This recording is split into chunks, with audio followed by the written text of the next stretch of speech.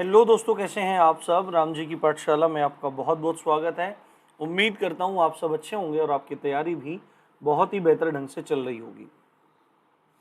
जैसा आप सबको पता है, हम लोग जीएस के इम्पोर्टेंट टॉपिक्स को, चाहे वो हिस्ट्री हो, ज्योग्राफी हो, कोई सा भी हमारा सब्जेक्ट हो, उसके इम्पोर्टेंट टॉपिक्स के प्रीवियस ईयर क्वेश्चन को जो अलग अलग एग्जाम में आए हों, चाहे वो पीसीएस हो, चाहे वो आपका किसी भी स्टेट का पीसीएस हो, एसएससी हो, या यूपी से रिलेटेड कोई भी एग्जाम हो, वहाँ से हमने उन क्वेश्चन को उठाया है। साथ में अदर एग्जाम में भी जो पूछे गए हैं, वहाँ से उन क्वेश्चन को आपके लिए मैं लेके आ रहा हूँ, जो मोस्ट इंपॉर्टेंट हैं और जो बार बार पूछे जा रहे हैं।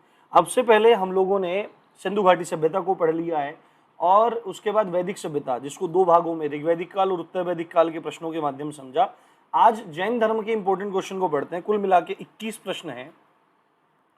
कुल मिला के हमारे पास 21 प्रश्न हैं। जिन 21 प्रश्नों को यदि आप देख लेते हैं तो आपको बहुत ज़्यादा हेल्प मिलेगी इनसे, और शायद ही कोई क्वेश्चन होगा आपका ऐसा जो आपका एग्जाम में छूट जाए। तो चलिए इन क्वेश्चन को देखना शुरू करते हैं। सबसे पहला जो प्रश्न है वो है, जैन धर्म के संस्थापक कौन है।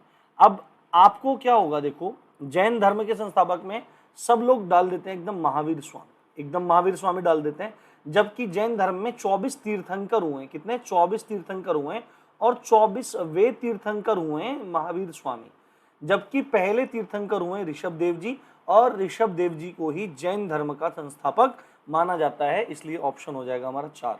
आगे की पीडीएफ्स में मैं ऑप्शन भी करवा दूंगा, आप चिंता मत कीजिए, और इस पीडीएफ का लिंक आपको डिस्क्रिप्शन में मिल जाएगा। मैं टेलीग्राम का लिंक दे दूंगा, आप वहां से जाके इसको डाउनलोड करके रख सकते हैं। दूसरा क्वेश्चन है, जैन धर्म में पूर्ण ज्ञान के लिए किस शब्द का प्रयोग किया गया है। जैन धर्म में पूर्ण ज्ञान के लिए किस शब्द का प्रयोग किया गया है? तो कैवल्य एक शब्द होता है। कैवल्य शब्द का अर्थ होता है मोक्ष। क्या होता है? मोक्ष ही होता है, मोक्ष की कैटेगरी में आता है।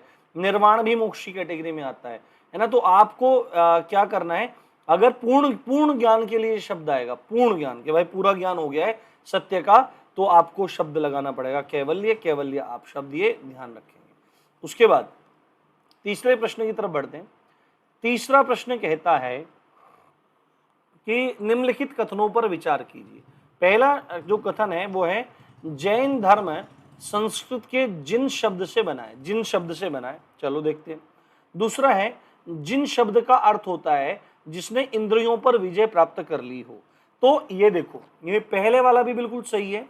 जैन धर्म जो शब्द यूज हुआ है वो जिन शब्द से ही मिलकर बना है, और जिन शब्द का अर्थ क्या होता है, जिन शब्द से उसकी उत्पत्ति है, और जिन शब्द का अर्थ क्या है, जिसने अपनी इंद्रियों पर विजय प्राप्त कर ली हो। इंद्रियां क्या होती हैं? देखो, पंच ज्ञानेंद्रिय होती है, पंच कर्मेंद्रिय होती है। पंच ज्ञानेंद्रिय में आ जाता है आपका आंख आ जाता है, नाक आ जाता है, और क्या आता है आपका कान आ जाता है, और जीभ आ जाती है, और आ जाती है आपकी त्वचा। पंच कर्मेंद्रिय में आ जाते हैं हाथ, पैर, आपका प्राइवेट पार्ट यानी लिंग, उपस्थ जिसको बोल देते हैं, और गुदा आ जाती है, और आ जाती है वाणी। वाणी देखो, जीभ क्या है? जीभ टेस्ट वाली तो है, जिसे टेस्ट का पता लग रहा है, ज्ञान हो रहा है टेस्ट का, वो तो है ज्ञानेंद्रिय में, और जीभ से ही वाणी निकल रही है। तो वाणी भी, वाणी क्या है? वाणी कर्मेंद्रिय है। तो अब क्या है, तो इन सब पर विजय प्राप्त जिसने कर ली है वो कौन कहलाया? वो जिन कहलाया। और जिन शब्द से उत्पत्ति हुई जैन शब्द की, तो ये आपको ध्यान रखना है। ऑप्शन हो जाएगा हमारा सी, यानी कि 1 और 2 दोनों के दोनों सही है। उसके बाद अभी वो वहां पे थोड़ा सा टाइपिंग मिस्टेक हो रहा है, तो इस क्वेश्चन को, उसको जो 3-1 था, 3 था, इसको 3-1 कर लेते हैं। ठीक है, 3-1 कर लेते हैं इसको। और इसमें शब्द लिखा है तीर्थंकर शब्द संबंधित है, तो ज्यादा टेंशन लेने वाली बात नहीं है, जैन धर्म से संबंधित है। उसके बाद जैन धर्म का प्रथम तीर्थंकर किसे माना जाता है? तो मैंने अभी आपको क्या बताया कि जैन धर्म के 24वें तीर्थंकर कौन से हुए? ये तो महावीर स्वामी 24वें हैं। पार्श्वनाथ जी के बारे में पूछ लिया जाता है, पार्श्वनाथ जी हैं 23वें तीर्थंकर। और प्रथम तीर्थंकर क्या हैं? प्रथम तीर्थंकर हैं हमारे ऋषभ देव जी, जिनको जैन धर्म का संस्थापक भी माना जाता है। उसके बाद जो हमारा 5वां प्रश्न है, 5वां प्रश्न क्या कहता है कि निम्नलिखित में से कौन जैन धर्म के तीर्थंकर नहीं है? कौन जैन धर्म के तीर्थंकर नहीं है? तो इसमें जो नाथ मुनि हैं, ये जो नाथ मुनि हैं, ये जैन धर्म के तीर्थंकर नहीं है, ये आपको ध्यान रखना है। चंद्र प्रभु भी हैं, नेमिनाथ भी हैं और संभवनाथ भी हैं, पर नाथ मुनि इसमें जैन धर्म के तीर्थंकर नहीं है। उसके बाद अगला प्रश्न है, जैन तीर्थंकर पार्श्वनाथ मैंने बताया कौन से हैं, 23वां नंबर है, 23वां नंबर है, और इनका जो चिन्ह है वो सर्प है। ठीक है, सर्प है। हमारा जो जिला है मुजफ्फरनगर जिला है, आपको मैं बता भी देता हूँ। तो यहाँ पर पार्श्वनाथ जी की भजन स्थली है, तपस्थली है, और स्थान पड़ता है वहलना। बहुत दूर दूर से लोग आते हैं, आपको भी कभी मौका मिले तो आप जरूर आना। ठीक है, तो वहाँ पे बहुत सुंदर सुंदर प्रतिमाएं हैं। तो सर्प इनका स्थान है। तो जैन धर्म में पार्श्वनाथ निम्नलिखित में से मुख्यतः किस स्थान से संबंधित है, तो आपको ध्यान रखना है वाराणसी से। वाराणसी इनका मुख्य स्थान है आप जैन धर्म का। और तीर्थ स्थल आपको पूछा जाए तो ये वहलना माना जाता है। ठीक है, इनका तीर्थ स्थल माना जाता है वहलना। उसके बाद अगला प्रश्न है, 7वां प्रश्न है, निम्नलिखित में से कौन सा स्थल पार्श्वनाथ से संबंध होने कारण जैन सिद्ध क्षेत्र माना जाता है। जैन सिद्ध क्षेत्र माना जाता है। अब पार्श्वनाथ जी संबंधित एक स्थान तो बता दिया आपको, वाराणसी। कौन सा? वाराणसी बता दिया। दूसरा मैंने आपको वहलना क्षेत्र बता दिया, तीर्थ क्षेत्र है, वहलना तीर्थ क्षेत्र। और तीसरा माना जाता है सम्मेद शिखर।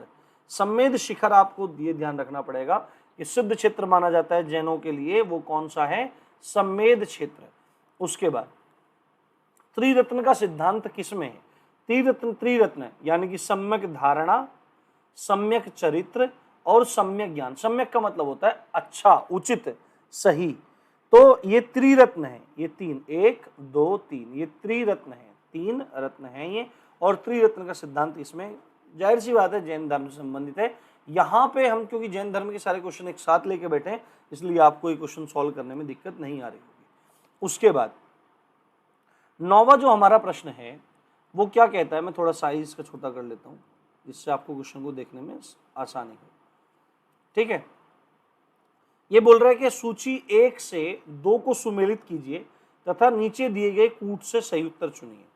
यहां पे देखिए, जो तीर्थंकर हैं, इधर तीर्थंकर के नाम लिखे हैं और इधर उनके क्या लिखे हैं? प्रतिमा लक्षण लिखे हैं, यानी कि जो उनका चिन्ह माना जाता है वो। ये बहुत इंपॉर्टेंट क्वेश्चन है, ये आपको ध्यान रखना है। तो ऋषभ देव जो हैं उनका चिन्ह क्या है? उनका चिन्ह वृषभ है। क्या है? वृषभ। बैल माना जाता है इनका चिन्ह। क्या माना जाता है भाई? बैल। ठीक है। उसके बाद जो मल्लीनाथ हैं, मल्लीनाथ का जो चिन्ह माना जाता है वो जल कलश माना जाता है। क्या माना जाता है? जल कलश माना जाता है। ये आपको ध्यान रखना है। पार्श्वनाथ का भी क्या बताया आपको? पार्श्वनाथ का क्या माना जाता है? सर्प है, सर्प फण। जो सांप होता है, सांप का जो फन होता है, सर्प फण माना जाता है। और संभवनाथ का क्या माना जाता है? संभवनाथ का माना जाता है अश्व। अश्व किसको कहते हैं? घोड़े को कहते हैं अश्व। ठीक है, ये चीज आपको ध्यान रखनी है। तो इसके अकॉर्डिंग हमारा ऑप्शन हो जाएगा एक, ये नंबर 1 ऑप्शन हो जाएगा एक सही। उसके बाद 10वां प्रश्न है हमारा। 10वें प्रश्न में जैन धर्म का आधारभूत बिंदु है, तो आंख नीच के लगा देना, अहिंसा। अगर अहिंसा की पराकाष्ठा कहीं देखने को मिलती है तो जैन धर्म में देखने को मिलती है। ज्यादातर आपने श्वेतांबर, आपको पता लगेगा जैन धर्म में 2 धाराएं बन गई, श्वेतांबर बन गया और दिगंबर बन गया। श्वेतांबर बन गया और दिगंबर बन गया। तो श्वेतांबर जो साधु संत होते हैं वो मुंह पे एक सफेद रंग की पट्टी रखते हैं, वो इस धारणा से कि बोलते हुए भी मुख में कोई जीव ना चला जाए और उसकी हिंसा ना हो जाए, वो मारा ना जाए, इस चीज का ध्यान रखते हैं। तो जैन धर्म में पराकाष्ठा देखने को मिलती है अहिंसा की। उसके बाद ये है अणुव्रत, ये न की जगह अण है, अणुव्रत। अणुव्रत शब्द किस धर्म से जुड़ा है? तो आप सीधे बोल देंगे जैन धर्म से जुड़ा हुआ है अणुव्रत शब्द। उसके बाद 12वां जो प्रश्न है, 12वें प्रश्न में पूछा गया है स्यादवाद संबंधित है, तो जैन धर्म से संबंधित है। अब जो स्यादवाद है इसका अर्थ होता है सापेक्षतावाद। क्या होता है? सापेक्षतावाद। सापेक्षतावाद में क्या समझाया जाता है कि किसी वस्तु की अगर प्रकृति समझानी होती है, उसके गुण समझाने होते हैं, तो उसे समझाने का एक तरीका है स्यादवाद। ठीक है, ये आपको ध्यान रखना है। और स्यादवाद संबंधित किससे है? जैन धर्म से संबंधित है। ये क्वेश्चन देखो 13वां यहाँ रिपीट हो रहा है। कौन सा दर्शन त्रिरत्न को मानता है? तो जो जैन दर्शन है, जैन धर्म है, वो त्रिरत्न को मानता है, जो हमने ऊपर अभी देखे। उसके बाद 14वां क्वेश्चन है हमारे पास। जैन साहित्य को क्या कहा जाता है? तो जैन जो साहित्य है उसको आगम कहा जाता है। क्या कहा जाता है?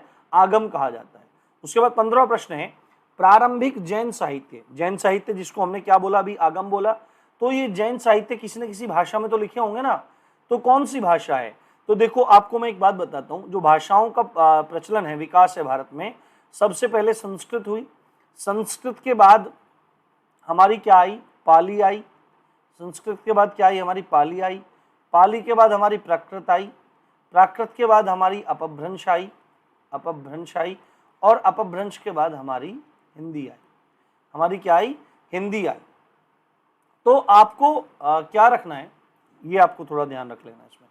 तो प्रारंभिक जैन साहित्य निम्नलिखित में से किस भाषा में लिखे गए हैं? तो आपको सीधे बोल देना है अर्धमागधी। अर्धमागधी में लिखे गए हैं, यानी कि मागधी, मगध क्या था? एक जनपद था ना, महाजनपद, तो वहां से संबंधित जो भाषा थी वो अर्धमागधी कहलाई। तो ये आपको ध्यान रखना है। उसके बाद किस जैन सभा में अंतिम रूप से श्वेतांबर आगम का संपादन हुआ? किस जैन सभा में श्वेतांबर आगम, आगम क्या है? साहित्य है ना, श्वेतांबर का जो साहित्य जैन साहित्य है वो कौन सी जैन सभा में हुआ, अंतिम रूप से अलग हो गया? तो आपको बोलना पड़ेगा पाटलिपुत्र। और पाटलिपुत्र पहले किसको कहते थे? पटना को, जो वर्तमान में पटना बिहार की राजधानी है, उसको पाटलिपुत्र कहा जाता है। उसके बाद 17वां प्रश्न है, जैन संप्रदाय में प्रथम विभाजन के समय श्वेतांबर संप्रदाय के संस्थापक थे। मैंने बताया था महावीर स्वामी के मृत्यु के उपरांत, उनके निर्वाण के उपरांत जो जैन धर्म था वो दो भागों में बट गया। तो दो भागों में बट गया। जो श्वेतांबर के संस्थापक थे वो तो हुए हमारे स्थूलभद्र। कौन हुए? स्थूलभद्र। और भद्रबाहु ने क्या किया? भद्रबाहु ने दिगंबर, दिगंबर जो शाखा थी उसका निर्माण किया। जैन देखो क्या था, जो महावीर स्वामी थे उन्होंने एक संघ की स्थापना की थी, और जो संघ की स्थापना होने के बाद जो उसके सदस्य होते थे उनको गणधर कहते थे। क्या कहते थे? गणधर कहते थे। और इसका एक मुखिया होता था। पर बाद में जब महावीर स्वामी की मृत्यु हो गई, महावीर स्वामी की मृत्यु होने के बाद ये जो संघ था ये दो भागों बट गया, श्वेतांबर और दिगंबर। श्वेतांबर के संस्थापक हुए स्थूलभद्र और दिगंबर के हुए भद्रबाहु। दोनों ही बड़े प्रसिद्ध माने जाते हैं, सिद्ध माने जाते हैं। तो इसके बारे में आपको पता होना जरूरी है। उसके बाद प्रथम जैन महासभा का आयोजन, 18वां प्रश्न है, कहाँ पे हुआ प्रथम जैन महासभा का? तो पाटलिपुत्र यानी पटना में हुआ। उसके बाद प्रथम जैन सभा की अध्यक्षता, यही सभा जो पाटलिपुत्र में हुई, इसकी अध्यक्षता किसने की? तो आपको याद रखना है, इसकी अध्यक्षता की स्थूलभद्र ने। किसने? स्थूलभद्र ने की। और आखिरी हमारा प्रश्न है, द्वितीय जैन महासभा का आयोजन कहाँ पर हुआ था? द्वितीय जैन महासभा का आयोजन कहाँ पे हुआ? देखो द्वि लिखा है ना, ये आधा है, यहाँ पे आधा लिखा हुआ है, तो वल्लभी में हुआ। कहाँ पे हुआ? वल्लभी में हुआ। तो ये इंपॉर्टेंट क्वेश्चन है। बाकी मैं धीरे धीरे आपके लिए और अच्छा करने की कोशिश कर रहा हूँ। अगर चैनल पे नए आए हो तो सब्सक्राइब करना मत भूलना। और इसी अच्छी बात के साथ आप देख रहे थे राम जी की पाठशाला। मैं हूँ राम भारद्वाज। जय हिंद, जय भारत।